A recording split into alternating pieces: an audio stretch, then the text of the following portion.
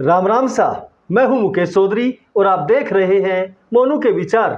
आज हम बात करेंगे एक ऐसी सीट की जिस सीट को लेकर भाजपा 100% आश्वस्त थी।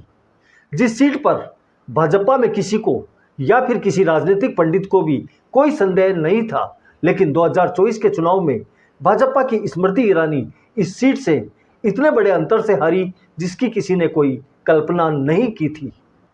आज हम अमेठी से स्मृति ईरानी की हार के मुख्य कारणों का विश्लेषण करेंगे और आपको बताएंगे वो जमीनी हकीकत जिसकी वजह से स्मृति ईरानी को जीती हुई पारी हारनी पड़ी। बस आप वीडियो में अंत तक बने रहे। गांधी परिवार का मजबूत गढ़ कही जाने वाली अमेठी सीट 2019 की मोदी लहर और 2014 में हार के बावजूद 5 साल तक अमेठी में स्मृति ईरानी की सक्रियता के कारण भाजपा के खाते में चली गई थी। अमेठी से राहुल गांधी की हार के बाद ये सीट पूरे 5 साल कांग्रेस के लिए नासूर की तरह बनी रही। समय समय पर भाजपा नेताओं द्वारा उस जख्म पर नमक डालकर कांग्रेस को तड़पाया जाने लगा। खास तौर पर स्मृति ईरानी ने तो राहुल गांधी पर हमला बोलने के लिए अमेठी की हार को हथियार की तरह इस्तेमाल किया। कांग्रेस के लिए अमेठी की हार सत्ता से दूर रहने के दर्द से ज़्यादा दर्दनाक थी। कांग्रेस किसी भी तरह से अमेठी सीट को वापस पाना चाहती थी। इसके लिए वो लंबे समय से अंदर ही अंदर तैयारी कर रही थी। इसे लेकर कांग्रेस ने कई सर्वे भी कराए, लेकिन राहुल गांधी के नाम पर उसे हमेशा निराशा ही हाथ लगी।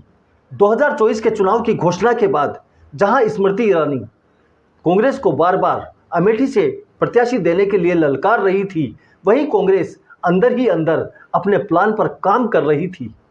अमेठी सीट बरसों से कांग्रेस का गढ़ रही थी, इसलिए यहाँ उसके पुराने कार्यकर्ता तो थे, लेकिन नौजवानों में कांग्रेस के प्रति कोई खास रुचि नहीं थी। यहाँ कांग्रेस और सपा ने मिलकर एक चाल चली। 41 साल से अमेठी रायबरेली में सांसद प्रतिनिधि का काम संभाल रहे केएल शर्मा को पुराने कांग्रेसियों को मनाने का काम सौंपा गया। साथ ही सपा ने यूथ को अपने साथ लाने की जिम्मेदारी संभाली। जहां केएल शर्मा पुराने कांग्रेसियों से मिलकर उन्हें मना रहे थे, वहीं उनकी पत्नी और दोनों बेटियां घर घर जाकर महिलाओं से मिल रही थी। एक तरफ प्रियंका गांधी अमेठी के लोगों से अपने पुराने रिश्तों की दुआई देकर इमोशनल अपील कर रही थी, वहीं दूसरी ओर पिछले 10 साल से अमेठी के लोगों के दिलों में अपनी जगह बना चुकी स्मृति ईरानी चुनाव से 1 महीने पहले तक बहुत मजबूत नजर आ रही थी, क्योंकि उन्होंने अमेठी में इंफ्रास्ट्रक्चर और केंद्र की योजनाओं को घर घर पहुंचाने पर बहुत काम किया था। सामान्य वर्ग का साथ और दलितों में बड़ा लाभार्थी वर्ग अमेठी में स्मृति ईरानी की जीत का आधार था। सपा के कार्यकर्ताओं ने बेरोजगारी और अग्निवीर योजना को बड़ा मुद्दा बनाकर यूथ को साधने में भूमिका निभाई, वहीं कांग्रेस के नेताओं ने घर घर जाकर कांग्रेस के पुराने कार्यकर्ताओं को जगाने का काम किया। उधर भाजपा नेतृत्व और स्मृति ईरानी कांग्रेस के केएल शर्मा को कमजोर प्रत्याशी मानकर ओवर कॉन्फिडेंस का शिकार रहे। ओवर कॉन्फिडेंस के चलते भाजपा नेता अमेठी पर ज़्यादा फोकस नहीं कर पाए, बल्कि रायबरेली पर मेहनत करते रहे, जबकि अमेठी में भाजपा की अंदरूनी फूट अंदर ही अंदर स्मृति ईरानी को कमजोर कर रही थी। इसका मुख्य कारण था अमेठी के राजा भाजपा प्रत्याशी संजय सिंह की विधानसभा चुनाव में अमेठी से हार, जिसका आरोप स्मृति ईरानी पर लगा।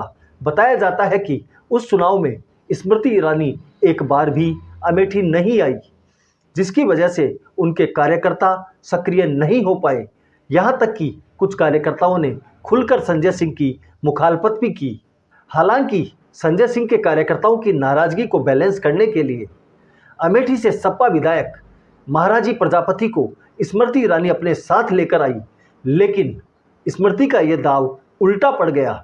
जब चुनाव में सपा विधायक महाराजी प्रजापति का पूरा परिवार स्मृति ईरानी के साथ घूमने लगा, तो जो लोग अब तक स्मृति ईरानी को संजय सिंह की हार का जिम्मेदार नहीं मानते थे, वो लोग भी अब स्मृति ईरानी के खिलाफ होने लगे। धीरे धीरे इसका असर अमेठी के बाहर अन्य विधानसभा क्षेत्रों के राजपूत वोटर पर भी होने लगा। वहीं दूसरी ओर केएल शर्मा के साथ कांग्रेस का पुराना ब्राह्मण वोटर खिसकने लगा। इसमें मुख्य भूमिका निभाई स्मृति ईरानी द्वारा मंचों से गांधी परिवार और केएल शर्मा के लिए की गई अपमानजनक टिप्पणियों ने, क्योंकि चाहे आज वो कहीं भी हो, लेकिन उनकी भावनाएं तो गांधी परिवार और केएल शर्मा के साथ जुड़ी हुई थी। सामान्य वर्ग के दो बड़े समुदायों में सेंध लगने के बाद अमेठी का माहौल बदलने लगा। कांग्रेस और सपा कार्यकर्ताओं ने मिलकर स्मृति ईरानी द्वारा कराए गए विकास कार्यों को भुलाकर वर्षों पहले गांधी परिवार द्वारा कराए गए विकास कार्यों को फोकस में ला दिया। साथ ही संजय गांधी हॉस्पिटल के बंद होने के मुद्दे को गरमा दिया। उधर दलित वोटर में आरक्षण और संविधान खत्म करने के सपा और कांग्रेस के दुष्प्रचार ने खेला कर दिया, लेकिन भाजपा कार्यकर्ता जनता के बीच फैले इस भ्रम को दूर करने में असफल रहे। एससी की दोनों सीटें जगदीशपुर और सलोन में स्मृति ईरानी को बड़ी हार का सामना करना पड़ा। सलोन में तो भाजपा विधायक अशोक कोरी के पूरी मेहनत करने के बावजूद हार का अंतर सबसे बड़ा रहा।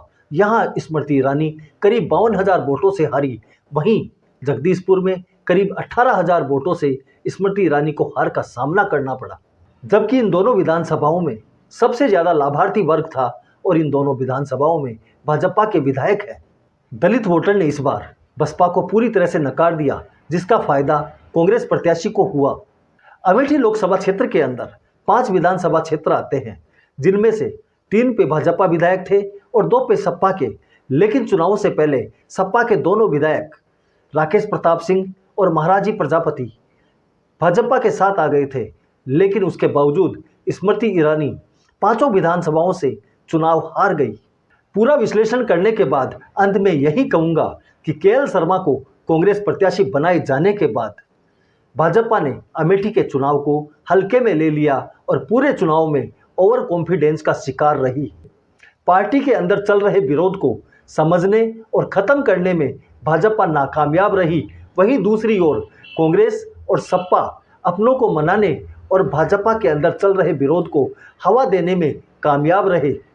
कांग्रेस के बजाय सपा ने ये चुनाव ज़्यादा मजबूती से लड़ा। सपा के मुस्लिम यादव वोटर एक तरफा कांग्रेस को मिले, उधर भाजपा का वोटर जातिवाद और क्षेत्रीय मुद्दों पर बिखर गया। इसी वजह से स्मृति ईरानी को अमेठी में इतनी बड़ी हार का सामना करना पड़ा। इस पर आपके क्या विचार हैं, कृपया कमेंट कर जरूर बताएं। वीडियो को लाइक और चैनल को सब्सक्राइब करना न भूलें। धन्यवाद। जय हिंद, जय भारत।